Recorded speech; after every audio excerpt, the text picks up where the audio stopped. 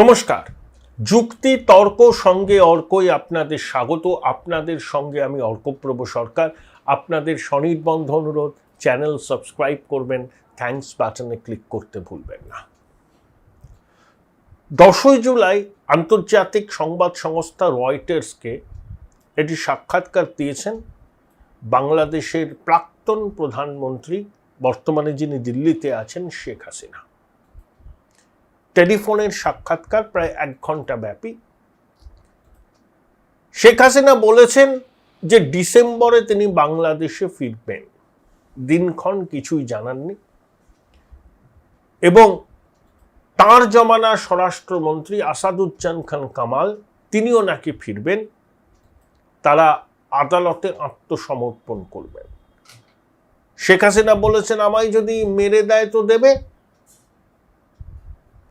যদি গ্রেপ্তার করে করবে, কিন্তু আমি যাব, কারণ আমার দেশের আওয়ামী লীগের কর্মীরা, নেতারা, সমর্থকরা নিপীড়নের শিকার হচ্ছেন। এখন ইউনূসের অন্তর্বর্তী সরকার থেকে তারেক রহমানের বিএনপির সরকার ভারতকে বারবার কূটনৈতিক চ্যানেলের মাধ্যমে শেখ হাসিনার প্রত্যর্পণ চেয়েছে, কিন্তু বিষয়টার মধ্যে কূটনৈতিক সম্পর্ক জড়িয়ে, জটিল বিষয়। অন্তর্বর্তী সরকারের তো কোনো বৈধতা ছিল না, ভারত সরকার সেটাকে গুরুত্ব দেয়নি, কিন্তু তারেক রহমানের সরকারও আনুষ্ঠানিক কূটনৈতিক চ্যানেলে ভারত সরকারের কাছে অনুরোধ করেছে। তা শেখ হাসিনা বলেছেন হ্যাঁ, ওরা আমাকে ফেরাতে চাইছে, ভারত সরকারকে বারবার বলছে আমি যাব, আত্মসমর্পণ করব, যদি মরি আমার বাবা মার যেখানে সমাধি আছে তার পাশেই আমি সমাধিস্থ হব, যা হবে দেশের মাটিতে, এ পরবাসে আর রব না একা। একটু ঘুরিয়ে রবীন্দ্রনাথ। এখন প্রশ্ন হলো, আন্তর্জাতিক অপরাধ ট্রাইব্যুনাল শেখ হাসিনার মৃত্যুদণ্ড দিয়েছে, তাকে বলেছে পলাতক। জুলাই অগাস্ট গণ অভ্যুত্থান ব্যর্থ করতে বলপ্রয়োগ করেছিলেন, বহু মানুষের মৃত্যু হয়েছে ইত্যাদি, সেগুলো আপনারা জানেন। এখন শেখ হাসিনা পলাতক কিভাবে হন? বাংলাদেশ সেনাবাহিনীর বিমান তাকে হিন্ডন বিমান ঘাঁটিতে পৌঁছে দিয়েছিল, তা তিনি বাংলাদেশ বিমান বাহিনীর বিমানে আসলেন দিল্লিতে, তা পলাতক কোথায় হলেন? বাংলাদেশের সেনা, তার প্রধান এখনো আছেন ওয়াকারুজ্জামান, তিনি দায়িত্ব নিয়ে শেখ হাসিনার সেফ প্যাসেজটা এনশিওর করেছেন, তাহলে তিনি পালিয়েছেন কেন? তারেক রহমানের সরকার সংবাদ মাধ্যমে আনঅফিশিয়ালি জানিয়েছে যে শেখ হাসিনার কোনো বক্তব্য, কোনো ভিডিও এবং রয়টার্সের সঙ্গে যে সাক্ষাৎকার সেগুলো প্রচার করা যাবে না, কারণ তিনি পলাতক। বাংলাদেশের আইনে নাকি এই পলাতক কেউ যদি অপরাধী হিসাবে বিবেচিত হন আদালতে, তার কোনো বক্তব্য প্রচার করা যায় না। এখন শেখ হাসিনা পলাতক হলেন কি করে? বাংলাদেশের সেনাবাহিনী তো তাকে পৌঁছে দিয়েছে দিল্লিতে। আচ্ছা, তারেক রহমান তো 17 বছর এই লন্ডনে ছিলেন, তিনি তো ভিডিও কনফারেন্সে, অনলাইনে বক্তৃতা করতেন, জনসভায় ভাষণ দিতেন, কই তখন তো কোনো বাধা আসেনি। এখন প্রশ্ন হচ্ছে, আওয়ামী লীগকে বাদ দিয়ে নির্বাচন হয়েছে, বিএনপি সংখ্যাগরিষ্ঠতা পেয়েছে, জামাতের উল্কা সদৃশ উত্থান হয়েছে, কিন্তু যে কোনো নির্বাচনে আওয়ামী লীগ ক্ষমতাচ্যুত হলেও 33% ভোট পায়। আওয়ামী লীগের ভোটারদের একটা বড় অংশ যে নির্বাচন বাংলাদেশে হলো বিএনপিকে ভোট দিয়েছিল, কারণ বিএনপিও মুক্তিযুদ্ধের পক্ষের শক্তি।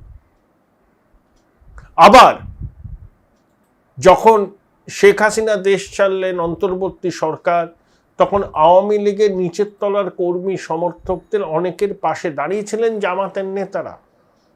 তো আওয়ামী লীগের সমর্থকদের একটা অংশ আবার জামাতকেও ভোট দিয়েছিলেন, কারণ আওয়ামী লীগের নৌকা চিহ্ন নেই, তাদের কাছে অপশন কি? তাই শেখ হাসিনা যদি শেষ পর্যন্ত ফেরেন, তাহলে কিন্তু এই উপমহাদেশের রাজনীতিতে আর একটা ঝড় বইবে। তারেক রহমানের সরকার শান্তিতে থাকতে পারবে না।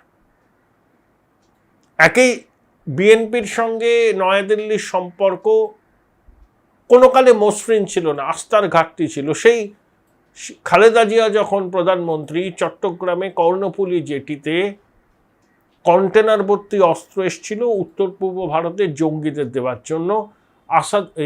লুৎফুজ্জামান বাবর বিএনপির নেতা, তখন স্বরাষ্ট্র মন্ত্রকের প্রতিমন্ত্রী ছিলেন, এবং জামাতের সাবেক আমির তখন ছিলেন বাংলাদেশের শিল্পমন্ত্রী। অর্থাৎ বিএনপি জমানায় চট্টগ্রামে কর্ণফুলী জেটিতে কন্টেনার ভর্তি অস্ত্র এসেছিল ভারত বিরোধী জঙ্গিদের হাতে তুলে দেওয়ার জন্য। তারেক রহমানকে নরেন্দ্র মোদী উষ্ণ আমন্ত্রণ জানিয়েছেন। ঢাকাতে যিনি ক্ষমতাসীন হন তার প্রথম বিদেশ সফর হয় দিল্লি, কিন্তু তারেক রহমান প্রথমে গেলেন মালয়েশিয়া, সেখান থেকে গেলেন চীনে, 17টা চুক্তি সম্পাদন করলেন, তার মধ্যে তিস্তা মহানির্মাণ প্রকল্প ইত্যাদি। তাহলে ইউনূসের সময় ভারত বিরোধী অবস্থান যেটা নিয়েছিল অন্তর্বর্তী সরকার প্রকাশ্যে, কারণ ইউনূস নিজে মুক্তিযুদ্ধ বিরোধী শক্তি, আন্তর্জাতিক খ্যাতিসম্পন্ন বাটপার, ও পাকিস্তানের কোলে দুলছিল। কিন্তু তারেক নির্বাচিত হয়েছেন, মুক্তিযুদ্ধের পক্ষের শক্তি ভোট দিয়েছেন আওয়ামী লীগের না থাকায়, যাতে জামাতের হাতে পুরো নিয়ন্ত্রণ চলে না যায়। তাই তারেক রহমানকে ভারসাম্যের খেলা খেলতে হচ্ছে। কট্টরপন্থীদের চাপের মুখে পড়ে তাকে ভারত বিরোধী অবস্থান নিতে হচ্ছে। আবার ভারতের সঙ্গে দীর্ঘ সীমান্ত থাকায় সরাসরি ইউনূসের মতো উগ্র ভারত বিরোধিতা তিনি করতে পারছেন না। দীনেশ ত্রিবেদীকে ক্যাবিনেট মন্ত্রীর মর্যাদা দিয়ে ভারত সরকার বাংলাদেশের রাষ্ট্রদূত করেছে। তাই যখন তখন পররাষ্ট্র মন্ত্রকের পক্ষ থেকে দীনেশটাকে ডেকে পাঠানো বা তার জবাব চাওয়া যাবে না। তার সাথে কথা বলতে গেলে বাংলাদেশ সরকারের ওই ক্যাবিনেট মন্ত্রী পর্যায়ের কাউকে নিয়োগ করতে হবে। আর যেহেতু ক্যাবিনেট মন্ত্রী পদমর্যাদার বাংলাদেশের ক্ষমতাসীন বিএনপি বিরোধী জামাত এবং সরকারি এস্টাবলিশমেন্টের মধ্যে দীনেশ ত্রিবেদীর কি বলবো আর কি অ্যাক্সেস অনেক বেশি হবে, এবং সরাসরি যেহেতু তিনি প্রাইম মিনিস্টারের মনোনীত, মানে নরেন্দ্র মোদীর, তাই এরা ব্যাক চ্যানেলের স্কোপ সবসময় খোলা থাকছে। এই প্রেক্ষিতে রয়টার্সকে দেয়া শেখ হাসিনার সাক্ষাৎকারটাকে কিন্তু দেখতে হবে। তিনি কবে ফিরবেন, কোথায় আত্মসমর্পণ করবেন কিচ্ছু বলেননি। তিনি বলেছেন ডিসেম্বরে ফিরব। শেখ হাসিনা এটা বলে কি জল মাপতে চাইছেন? তার এই ঘোষণায় বাংলাদেশের অভ্যন্তরীণ রাজনীতি কোন খাতে প্রবাহিত হয় ভারত সরকার কিচ্ছু বলেনি, বাংলাদেশেও আনুষ্ঠানিকভাবে কিছু জানায়নি। শেখ হাসিনা ফিরতে চাইলেই ওভাবে ফিরতে পারবেন না। প্রথম কথা, তার নিরাপত্তা সুনিশ্চিত করতে হবে, এবং তিনি যাতে যথাযোগ্য আইনি সুবিধা পান নিজের হয়ে সওয়াল করার জন্য, সেটাকেও এনশিওর করতে হবে। আমার ধারণা শেখ হাসিনা এটা বলে বাংলাদেশের অভ্যন্তরীণ রাজনীতিতে একটা তরঙ্গ সৃষ্টি করেছেন, যাকে বললাম আপনি জল মাপতে চাইছেন। এবং আওয়ামী লীগের কর্মী সমর্থক নেতা যারা অনেকে গা ঢাকা দিয়ে আছেন, যারা অনেকে রাজনীতি ছেড়ে দিয়েছেন, তাদেরকে একটু উজ্জীবিত করা। কিন্তু তার এই ঘোষণার পরেই কিন্তু এই উপমহাদেশের রাজনীতি সরগরম হয়ে উঠেছে, এবং তারেক রহমানের সরকার সংবাদ মাধ্যমের উপর অঘোষিত নিষেধাজ্ঞা জারি করেছে, যাতে শেখ হাসিনার কোনো বক্তব্য তারা প্রচার না করে। আবার ভারত বাংলাদেশ সীমান্তের ঠিক কাছে নয়, বগুড়াতে টার্কির সহায়তায় ড্রোন কারখানা করছে বাংলাদেশ। আবার চিকেন নেকের অদূরে লালমনিহাটে পরিত্যক্ত এয়ার স্ট্রিপটাকে চাঙ্গা করার চেষ্টা করছে। টার্কি পাকিস্তান এখন বাংলাদেশের প্রধান মদতদাতা। চীনের থেকে আধুনিক যুদ্ধ বিমান কিনছে বাংলাদেশ। তাহলে আমাদের পশ্চিম দিকে রোগ স্টেট পাকিস্তান আর পূর্ব দিকে এখন হোস্টাইল বাংলাদেশ। পাকিস্তান তো ৭১-এর মুক্তিযুদ্ধের পরাজয়, তাদের অঙ্গহানি মেনে নেয়নি। তারা সর্বতভাবে চেষ্টা করে বাংলাদেশকে কাজে লাগিয়ে ভারতকে উত্তক্ত করতে, চিকেন নেকে হামলা চালাতে, উত্তর পূর্ব ভারতের রাজ্যগুলোকে অস্থির করে তুলতে। তাই আমরাও আমাদের নিরাপত্তা ঢেলে সাজিয়েছি।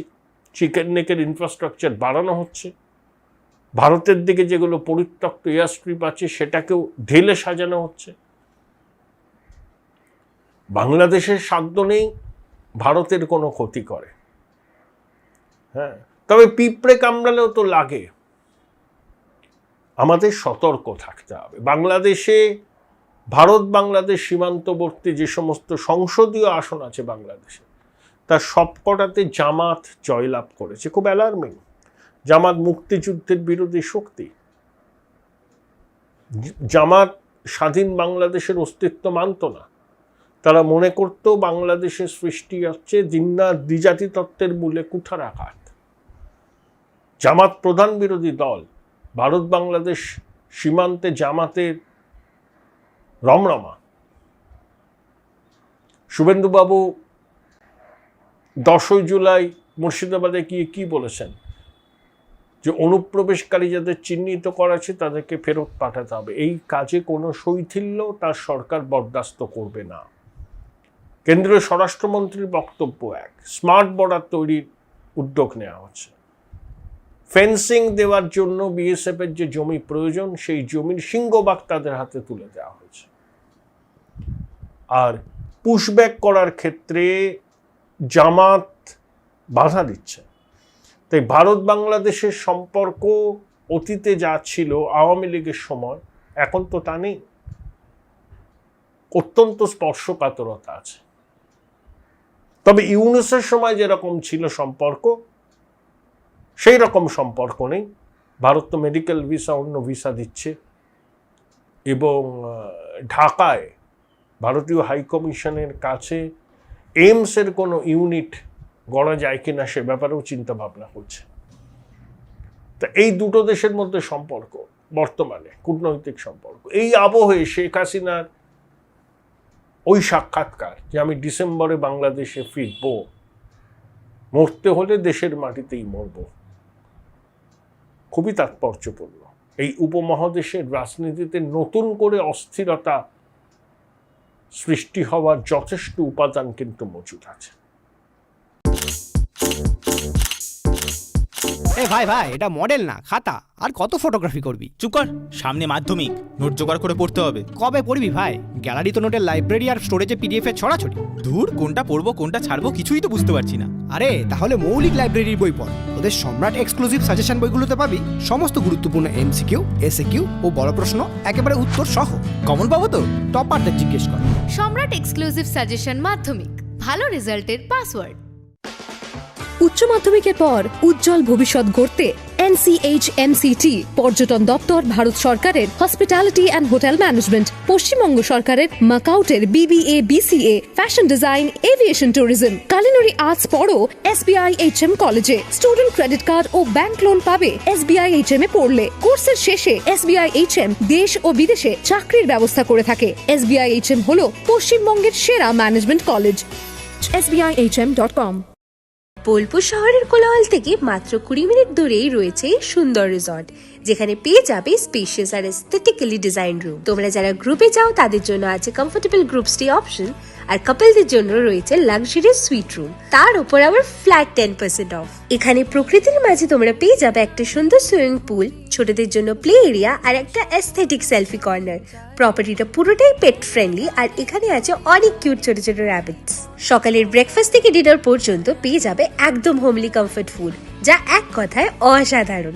বেঙ্গলি কুইজাইনের সাথে সাথে পেয়ে যাবে চাইনিজ আর নর্থ ইন্ডিয়ান অপশন। বিকেলে বনফায়ারের আলো, বন্ধুদের সাথে আড্ডা আর খোলা আকাশের নিচে গ্রাম বাংলার হাওয়া, পুরোটাই এক অপরূপ অনুভব। তাহলে বলো তোমরা কবে প্ল্যান করছো এই পিসফুল এসকেপটা? And don't forget to follow miss cupcake for more such travel updates.